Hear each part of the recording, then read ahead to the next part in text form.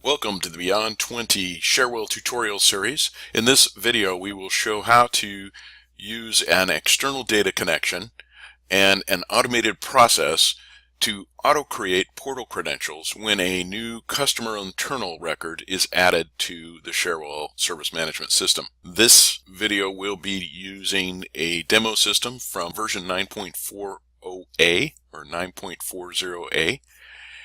And we're going to begin by creating a new external connection back to the Cherwell database in order to access the Trebuchet auth table. To do so, we'll start by creating a new blueprint. And then we will go to Managers and External Connections. And we click the plus sign to create a new external connection.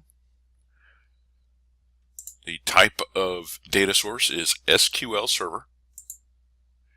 And then we need to know where our database is located. And then you need to know the database credentials. So you're going to need to know how your SQL Server authenticates users, either using the Windows authentication or a specific user ID and password. If it uses the specific user ID and password, you're going to need to know what that is. In this case, we use a Windows.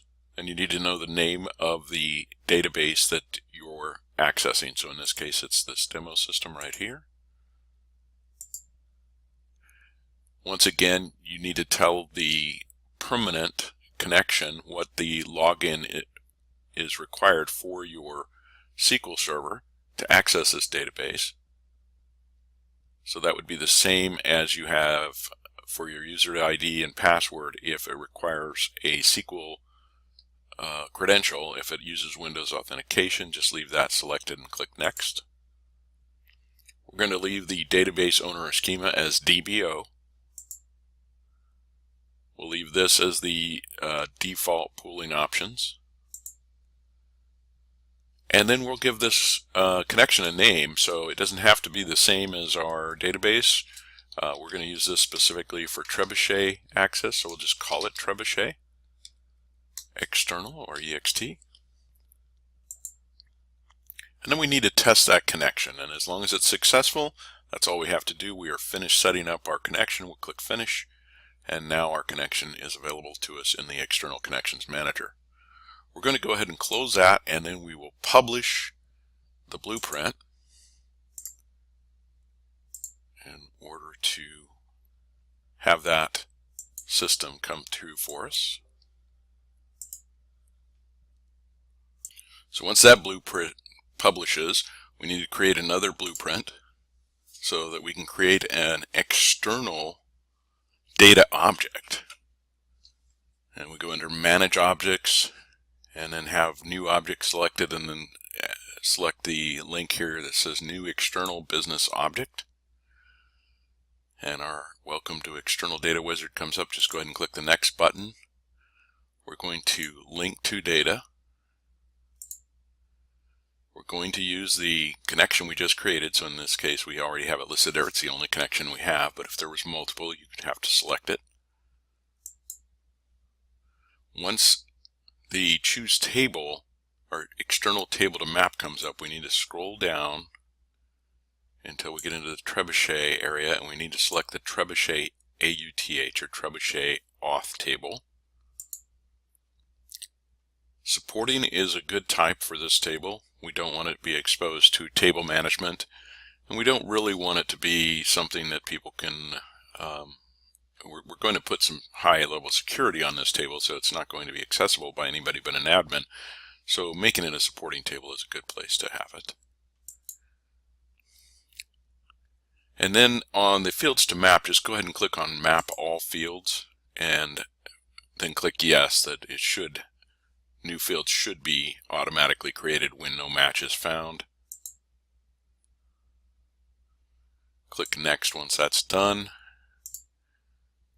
And then we want our rec ID will be our field that holds a unique key, and the last mod date time will be the field that holds the last modified date time field.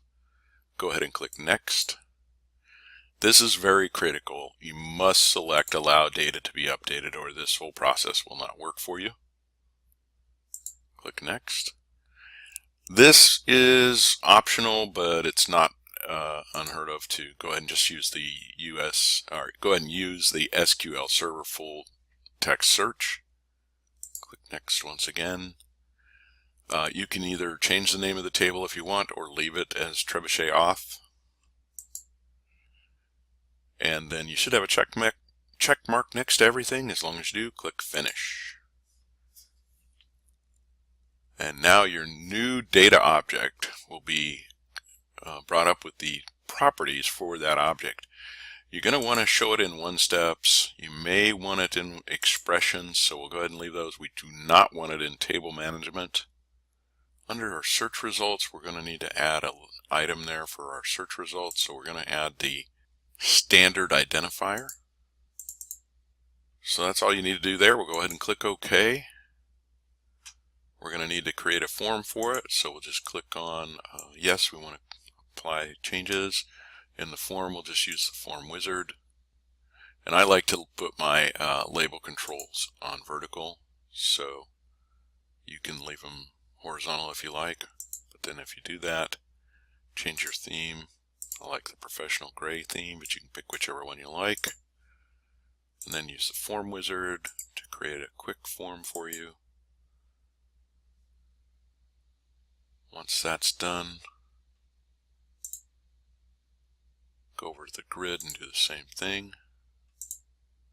And again, it's not really necessary that you have anything that looks or behaves properly for you, because these are not going to be visible. It's only going to be exposed to the automated process that we're going to set up in the next part of this video. So now we're ready to publish this part of the blueprint so that we can expose that external business object to our automated process, which we'll create in the next part of the video.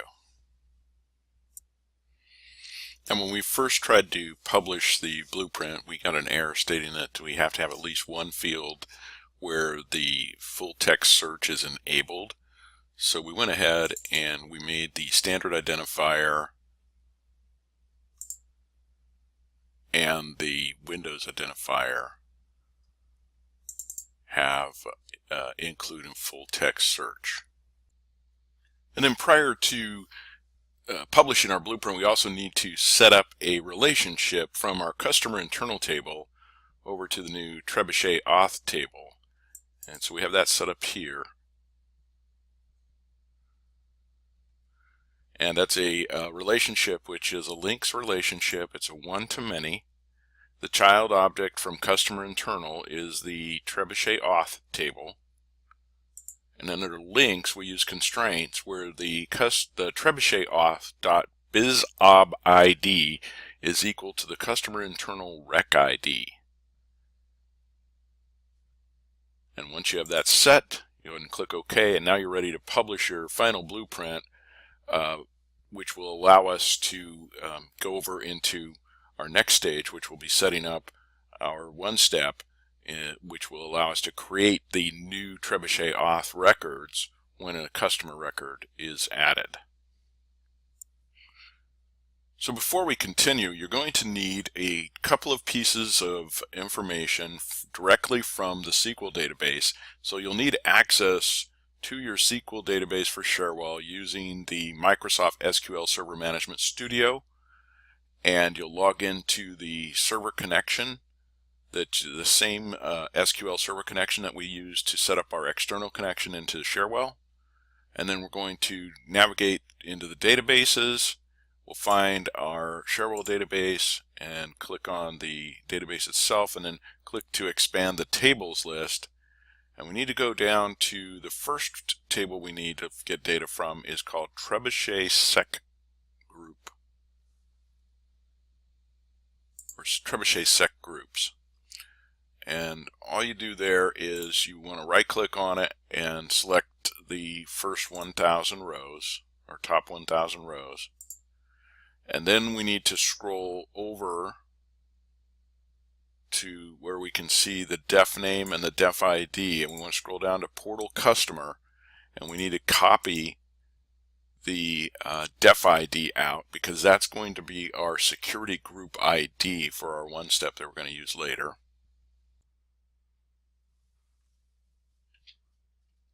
Once you've accessed the Cherwell database in the Microsoft SQL Server Management Studio, you want to run the query that is in the documentation and substitute the security group ID with the one you found for your system. And then once you run that query, which we've got right here, we need to go down and we need to grab the data for the BizObDef ID type, or BizObDef type ID, and the standard hash. And this doesn't matter which one of the standard hashes that you grab here, we just need one that actually does exist for your system. Since we're going to be using SAML authentication, the standard hash will actually be ignored, but we still need to have it entered or the object won't create correctly. So copy, just highlight the cell, right click and copy, and then paste it into your text document. Do the same for all three of these fields right here.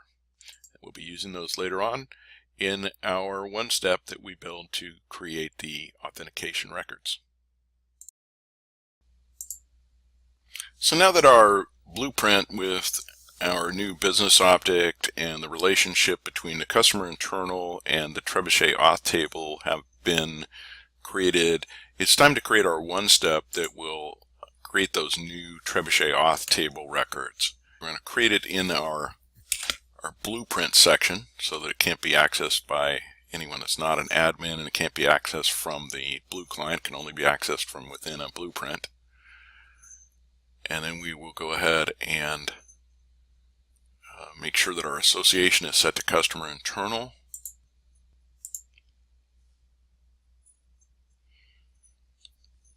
And this is where you're going to need the data from the SQL database for the def IDs, both the stored the def ID of the security group and also the business object type ID. Alright, first up we need to get a bit of information from the customer internal record itself. So we need to have the customer internal rec ID and the customer email, which is what we're going to use for our standard identifier in the new record.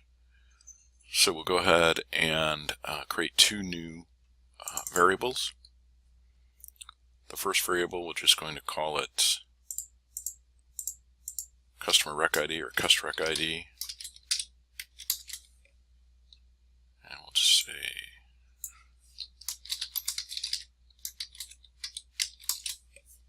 it's a text variable, and it holds the customer internal rec ID, which is down here in the system folder. The next variable we need to create will be the customer email.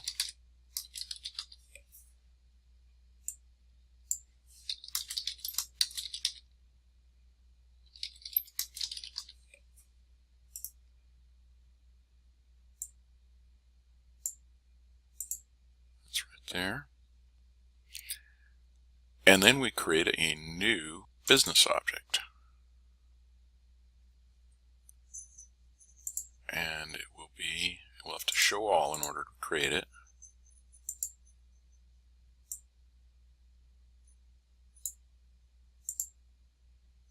It's the trebuchet auth table.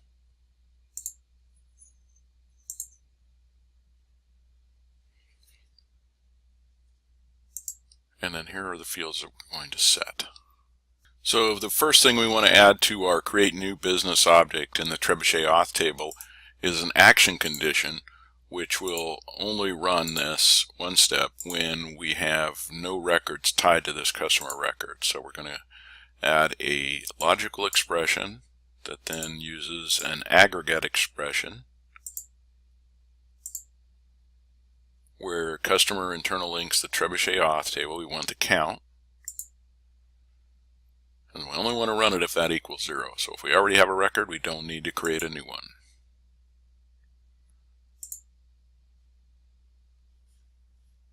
Alright, next up we are going to be populating some fields or clearing some fields, it'll depend.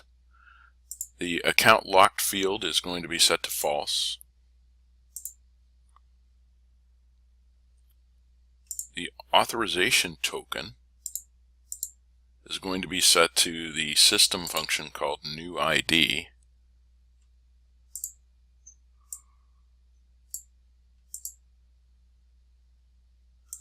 The business object type ID, that's going to be the business object type ID we gathered from our SQL server.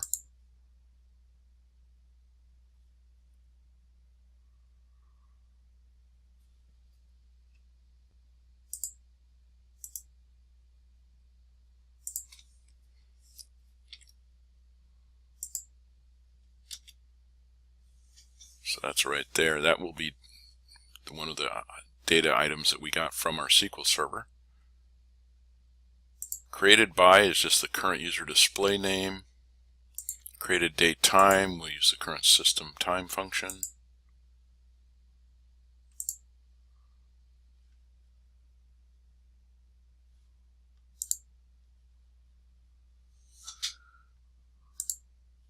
We're going to clear the external identifier 1 and 2.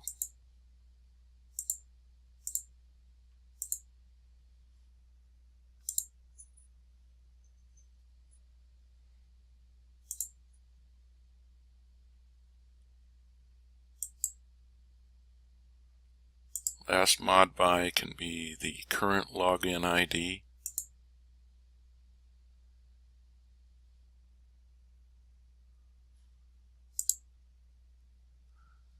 And last mod by ID will be the current user rec ID.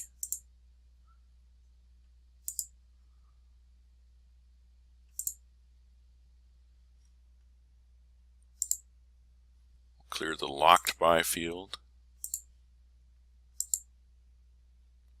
The last password reset date and time and the last mod date and time will both be the current system date and time.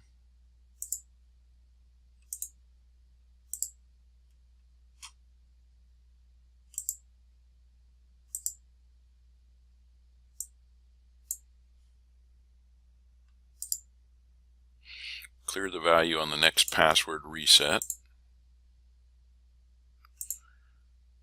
Then the security group ID is the security group ID we got from our SQL database.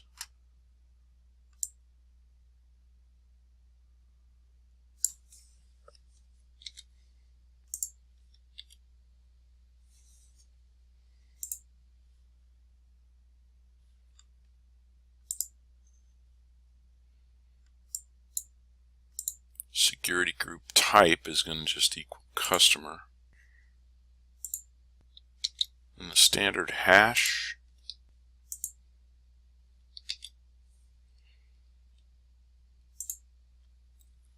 The standard identifier we're going to use is that customer email value variable that we set earlier from the customer email.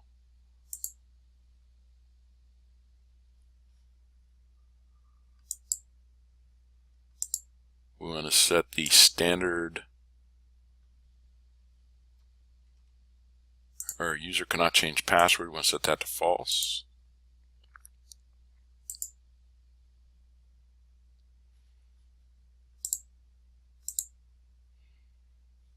We want to set uses before reset to a -1.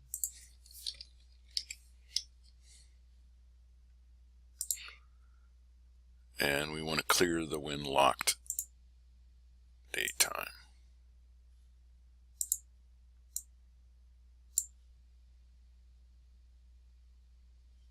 Okay, so once you have all of those items set,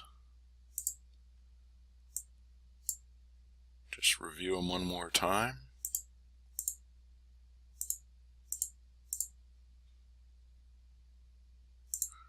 And again, the two that are most important here are the security group ID and the business object type ID.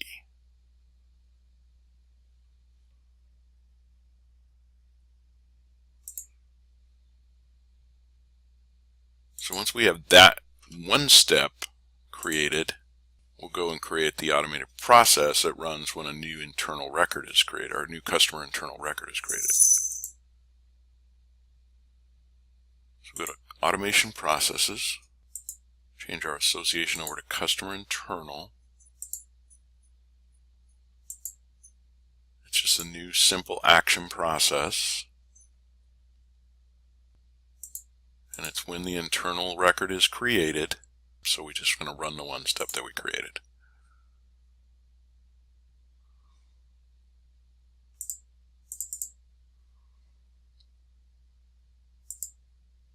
Okay.